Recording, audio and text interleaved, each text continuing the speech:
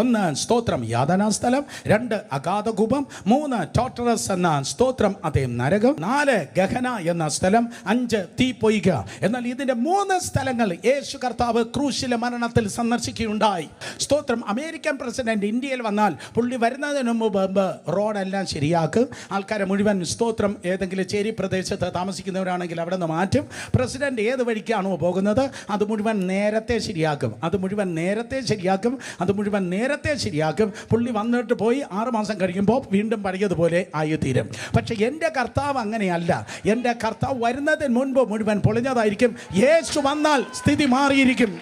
അഗാധകുപത്തിലേക്ക്, നരകത്തിലേക്ക്, സ്തോത്രം, ദൂതന്മാർ ബന്ധിച്ചിരിക്കുന്ന ആ സ്ഥാനങ്ങളിലേക്കൊക്കെ കർത്താവ് ഇറങ്ങി നിന്നിട്ട് തിരുവചനം പറയുന്നു, ഹി പ്രൊക്ലെയിംഡ്, അവൻ വിളിച്ചു പറഞ്ഞു. പാപം ചെയ്ത ദൂതന്മാർ കേട്ടു. ലൂസിഫറിനോട് ചേർന്ന് നിന്നോന്മാരത് കേട്ടോ. ദൈവത്തിനെതിരെ മത്സരിച്ചോന്മാർ കേട്ടു.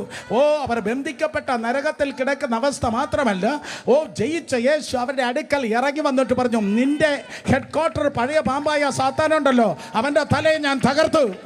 പാതാളത്തിന്റെ ചേമ്പറുകൾ മുഴുവൻ യേശുവിന്റെ ജയഭേരി ഉയർന്നു. അതുകൊണ്ട് താഴത്തെ ലോകത്തിന് ഇനിമേലാൽ നിനക്ക് ഭയക്കേണ്ട കാര്യം ഇല്ല. നരകത്തിൽ നിന്ന് എന്തൊക്കെ കാര്യം നിനക്ക് നേരെ നടന്നു വന്നാലും പറന്നു വന്നാലും നിന്നിലുള്ളവൻ ലോകത്തിലുള്ളവനേക്കാൾ വലിയവനാണ്.